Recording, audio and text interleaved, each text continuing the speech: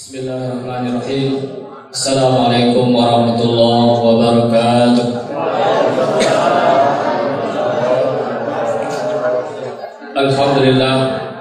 Alhamdulillahirabbil alamin wal 'aqibatu lil muttaqin. Wassalatu wassalamu ala asyrofil anbiya'i wal mursalin wa ala alihi wa ashabihi rasulillahi ajma'in. Salatan wa salaman ala nabiyina Muhammadin sallallahu alaihi wasallam wa ala millati abina Ibrahim kana hanifa. Rabbi israh li sadri wa yassir li amri wahlul 'uqdatam min lisani yafqahu qawli. Pertama dan terutama sekali mari kita bersyukur kepada Allah Subhanahu wa taala karena pada malam hari ini di bulan yang penuh dengan keberkahan ini Allah masih memberikan kita nikmat sehat, nikmat iman kepada Allah Subhanahu wa taala sehingga kita bisa berubudiyah kepada Allah Subhanahu wa taala sebagai bentuk penghambaan diri tertinggi kita kepada Allah, yakni melaksanakan sholat isya secara berjamaah, dan insyaallah nanti kita akan lanjutkan dengan sholat tarawih secara berjamaah. Dalam sebuah ayat dikatakan wa in ta'uddu ni'matallahi la tuhsuha, dan jika sekiranya kamu ingin menghitung nikmat Allah, kamu tidak akan mungkin dapat menghitungnya, kata Allah. Ini merupakan kebenaran mutlak. Kalau seandainya ada orang yang mau menghitung nikmat Allah atau mau berusaha menciptakan alat yang bisa digunakan untuk menghitung nikmat Allah, mungkin alatnya sudah rusak, tetapi nikmat Allah belum juga selesai dihitung. Salat dengan salam tak lupa pula kita hadiahkan buat junjungan alam, yakni Nabi besar kita Muhammad sallallahu alaihi wasallam, dengan ucapan Allahumma shalli ala sayyidina Muhammad wa ala ali Muhammad. Rasulullah sallallahu alaihi wasallam yang sampai detik akhir dari usia beliau, dari kehidupan beliau di muka bumi ini, masih keluar dari lisan beliau yang mulia itu kata-kata ummati, ummati, ummati. Maka berbahagialah orang-orang yang beriman, yang pernah bertemu dengan Rasulullah lalu mereka beriman. Tetapi lebih bahagia lagi orang yang tidak pernah bertemu dengan Rasulullah, tidak pernah berbicara langsung dengan Rasulullah, tidak pernah mendengar langsung hadis Nabi dari lisan Rasulullah yang mulia, tetapi mereka beriman dan beriman kepada apa yang diturunkan oleh Allah kepada Rasulullah, yakni Al-Quran sebagai hudan linnas wa bayyinatin minal huda wal furqan. Bagaimana dengan Abu Jahal, Abu Lahab dan Abu yang lainnya itu? Setiap hari mereka bertemu dengan Muhammad, tetapi mereka bertemu dengan Muhammad sebagai manusia biasa, tetapi mereka tidak pernah bisa melihat dalam diri Muhammad itu terdapat Muhammad itu sebagai utusan Allah, sebagai rahmatan lil alamin. Setiap hari mereka melihat Muhammad sebagai manusia, tetapi mereka tidak dapat melihat dalam jiwa Muhammad itu adalah nabi. Makanya Abu Jahal itu digelar dengan Abu Jahal, bukan berarti ia bodoh dalam pengetahuan.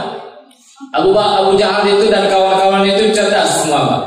Dia memiliki kekuasaan, kemudian memiliki harta yang begitu banyak. Tetapi kenapa mereka digelar dengan Abu Jahal? Karena mereka mengerti kebenaran, tetapi menginjak kebenaran tersebut.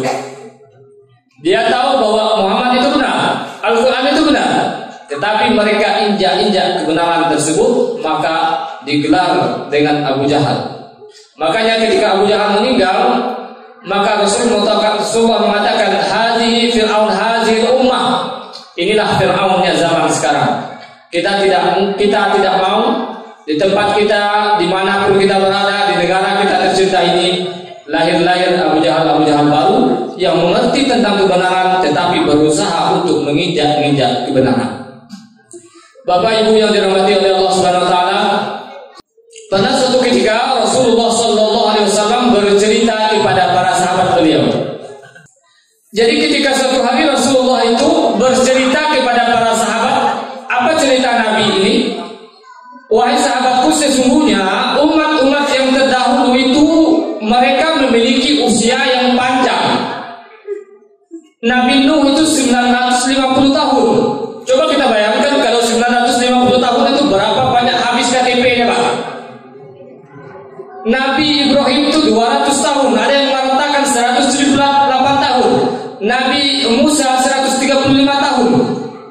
Dalam waktu usia yang panjang itu, siang mereka gunakan untuk berjihad, malam digunakan untuk beribadah kepada Allah Subhanahu wa taala.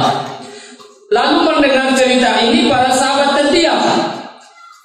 Ya Rasulullah, bagaimana dengan kita? Kita ini rata-rata usia kita 60-70 tahun, Pak.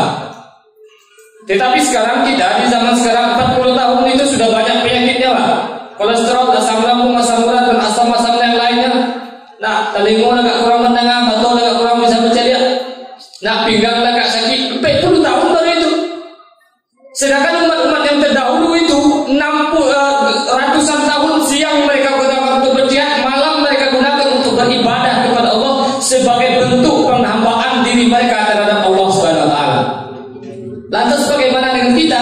Kita fokus ibadah itu 40 tahun ke atas, Pak. Kalau 40 tahun ke atas itu nak yuk dia masuk masjid itu kamar Rasulullah. Nah, 40 tahun itu, 40 tahun ke bawah itu kita hura-hura, hore-hore saja dalam kehidupan kita. Siang kita habiskan untuk ini dunia, malam kita habiskan untuk dunia, pokoknya dunia. 40 tahun baru kita merasakan bahwa saya ini butuh Tuhan, saya ini butuh ibadah, saya ini butuh Allah Subhanahu wa taala dan menopang kehidupan saya. Makanya Nabi mengatakan la ta'asu min rauhillah, jangan kalian berputus asa dari rahmat Allah. Maka turunlah ayat a'udzubillahi minasyaitonir rajim, bismillahirrahmanirrahim, inna anzalnahu fi lailatul qadri khairun min alfi syahr. Umat Nabi Muhammad ini disediakan oleh satu bentuk hadiah terbesar yang diberikan kepada kita. Ketika kita mendapatkan bagian daripada yang dipersiapkan oleh Allah untuk kita itu, maka kita sudah bisa menyamai umat-umat yang terdahulu. Contohnya, satu kali saja dalam hidup kita mendapatkan Lailatul Qadar, Pak. Satu kali saja lah, Pak. Tidak perlu banyak. Kalau bisa 10 kali, kalau bisa seumur hidup kita 40 tahun kita mendapatkan Lailatul Qadar. Tapi kalau 40 tahun itu dapat Lailatul Qadar, setiap tahun dapat Lailatul Qadar, itu berubah kehidupannya, Pak. Bukan uangnya bertambah, tetapi cara dia hidup, cara dia berbicara, cara dia berinteraksi dengan orang lain, cara dia beribadah di masjid, cara dia bersama orang lain, itu akan dampak dalam kehidupannya. Makanya di akhir Ramadan nanti kita akan jelas lihat, ya, apakah kita mendapat bagian daripada itu atau tidak.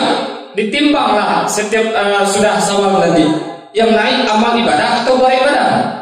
Nah, karena di banyak mana di menanggung menahan lapar, lampau di bayar semakan setiap Syawal itu, yang naiknya bukan amal ibadah tapi berat badan. Makanya dalam hadis Nabi mengatakan, hadis kursi Allah Azza wa Jalla berfirman, yaqulu azza wa jalla as-sawmu li wa ana ajzi bihi. Kata Allah, puasa itu untukku, kata Allah, dan aku yang membalasnya. Kalau kita baca hadis ini secara tekstual, tanpa kita syarahkan, tanpa kita carikan asbabul wurudnya, kenapa, apa maksud Nabi mengatakan as-sawmu li wa ana ajzi bihi. Kalau begitu, Allah itu mengatakan puasa itu untukku dan aku yang membalasnya, berarti kalau secara tekstual Allah itu butuh puasa kita. Kalau kita tidak berpuasa sekota Padang, ini sifat wahdaniyah, qiyamuhu min nafsi, Allah itu juga tidak akan berubah, Bapak Ibu. Apa maksud as-sawmu li wa ana ajzi bi ini? Contohnya Ka'bah, Baitullah. Baku disandingkan nama Ka'bah dengan Baitullah. Nama Ka'bah itu dengan nama Allah. Allah ingin memuliakan Ka'bah, rumah suci itu, dan memuliakan orang-orang yang beribadah di sana. Kenapa disebut dengan kitabullah, Al-Quran? Allah ingin memuliakan Al-Quran, memuliakan orang yang membaca Al-Quran, memuliakan orang-orang yang mengamalkan Al-Quran dalam kehidupan. Kenapa disebut Rasulullah disandingkan dengan nama Allah? Allah ingin memuliakan Rasulullah dan memuliakan orang-orang yang mengikuti Rasulullah sallallahu alaihi wasallam. Kenapa dikatakan as-sawmu li wa ana ajzi bi? Puasa itu untukku dan aku yang membalasnya. Karena Allah ingin menyematkan kemuliaan kepada orang yang berpuasa, karena mereka menahan 3 hal. Yang pertama, yang turkut to'am, mereka tahan makan mereka. Kemudian syarabun, mereka tahan minum. Yang ketiga, syahwatu, mereka menahan keinginan yang terdapat dalam hati kita. Makan kita kendalikan, minum kita kendalikan, syahwatu, keinginan yang terdapat dalam diri kita yang bergelora. Min ajli, bukan karena siapa-siapa, Subhanahu wa ta'ala. Min ajli, kata Allah Subhanahu wa ta'ala. Kemuliaan ini kemuliaan yang kita dapatkan, kemuliaan yang diberikan langsung oleh Allah, bukan kemuliaan yang kita dapatkan dari manusia, Bapak Ibu. Kalau kita dimuliakan manusia itu cuma sementara, Pak. Kalau kita punya kuasa, sementara kita berkuasa kita dimuliakan. Tetapi setelah kuasa hilang, kita sudah tidak bisa berbuat apa-apa, seperti kayu besar yang sudah rabah. Kalau kayu sudah rabah, itu berbagai macam tumbuh di situ, Pak. Jadi tiga ini yang dikendalikan bukan karena manusia, tetapi karena Allah Subhanahu wa ta'ala. Kita ingin mendapatkan kemuliaan langsung dari Allah Subhanahu wa ta'ala. Maka kemuliaan ini sejatinya ketika kita dimuliakan oleh Allah Subhanahu wa ta'ala, otomatis kita juga dimuliakan oleh makhluk-makhluk yang lain. Makanya dalam hadis puasa berikut dikatakan, kenapa kita dimuliakan? Tiga yang kita kendalikan. Kemudian dalam hadis lain dikatakan, farhatani yakrahuhuma at-tara. Di samping mendapatkan kemuliaan, Nabi mengatakan farhatani yakrahuhuma at-tara. Kebahagiaan orang berpuasa itu saatnya at-tara, saat datangnya waktu berbuka. Kenapa dikatakan saat berbuka? Apakah karena makanannya? Apakah karena minumannya? Tidak. Di saat tidak aftara itulah di saat itu doa-doa kita dikabulkan oleh Allah Subhanahu wa ta'ala. Tetapi tradisi yang ada di tempat kita, Bapak-bapak, di mana-mana Ibu, kalau menjelang berbuka itu ramai kan, orang keluar rumah. Gunakanlah 15 menit atau 10 menit untuk berdoa kepada Allah Subhanahu wa ta'ala. Sampaikanlah apa yang menjadi keinginan hati, apa yang menjadi kegundahan hati. Maka 1 bulan kita berdoa kepada Allah Subhanahu wa ta'ala, pada hajani yakrahuma at-tara, Allah akan kabulkan doa-doa kita. Yang kedua, kebahagiaan orang berpuasa ialah saat bertemu dengan Allah Subhanahu wa ta'ala, karena disediakan babur rayyan, pintu yang hanya bisa didapatkan, bisa dimasuki oleh orang-orang yang melaksanakan ibadah berpuasa. Makanya ketika kita berpuasa, kita beribadah dalam bulan Ramadan ini, kita seperti mendirikan satu bangunan. Alangkah ruginya kita jika kita mendirikan bangunan tetapi kita membiarkan di satu sisi bangunan kita ini dirusak oleh orang lain. Makanya dalam surat An-Nahl dikatakan, kita renungkan ayat ini yang sangat luar biasa, Bapak Ibu.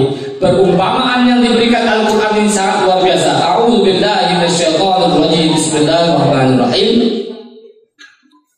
Wa la takunu kallati naqadat ghazlaha min ba'di quwwatin ankatan. Janganlah engkau seperti perempuan yang memintal benang.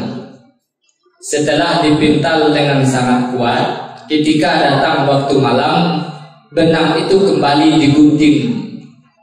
Apa maksudnya itu, Ibu? Ini luar biasa Quran.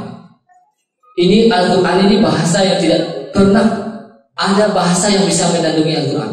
Luar biasa. Wala takunu kallati naqadat ghazlaha min quwwatin ankasan. Janganlah engkau seperti orang yang perempuan yang memintal benang. Dipintal dengan sangat kuat, kemudian setelah malam digunting kembali benang-benang yang sudah dipintal. Apa maksudnya itu? Siang kita beribadah kepada Allah, menahan makan dan minum, tetapi malam kita kembali kepada perbuatan-perbuatan yang dapat merugikan ibadah.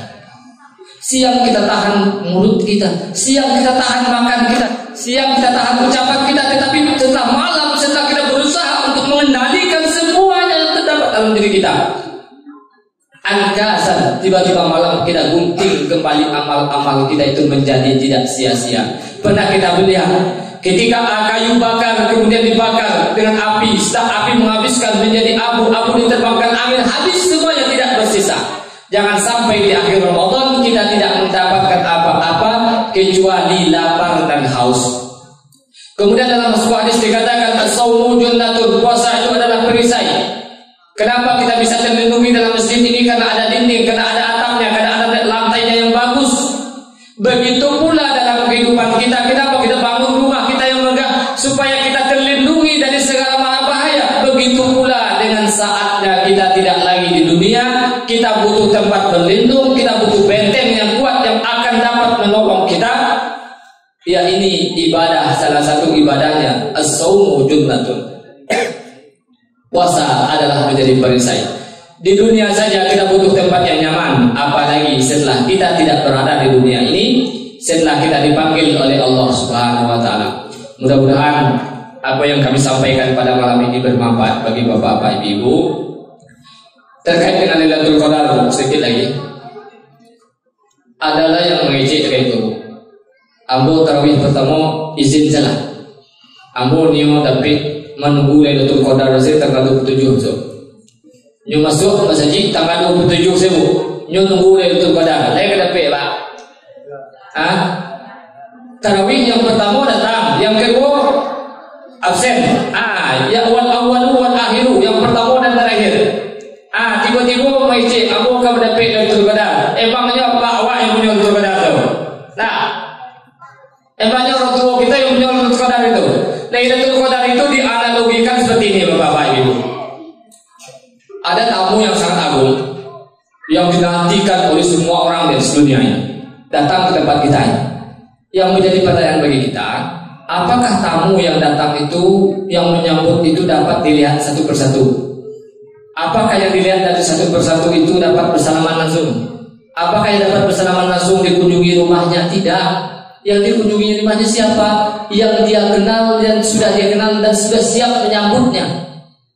Nah, yang datang saja belum tentu dapat bersalaman secara langsung, Pak. Apalagi tidak puasa sama sekali, tarawih tidak sama sekali kan, ibadah tidak sama sekali. Jadi maka kuatkanlah ikat pinggang kita. Kita hindari tikungan-tikungan terakhir dalam bulan Ramadan ini. Mudah-mudahan Allah menyampaikan usia kita pada akhir Ramadan dan kita mendapatkan apa yang disebut dengan Lailatul Qadri khairun min alfi syahr. Semua orang menginginkan air di tengah panas, di tengah panas yang sangat luar biasa. Walaupun kita tidak mendapatkan segelas aqua ini, tetapi seteguk air itu sudah sangat bisa menghapus haus ketika kita semua orang mengharapkan air ketika datangnya musim panas. Wassalamualaikum warahmatullahi wabarakatuh.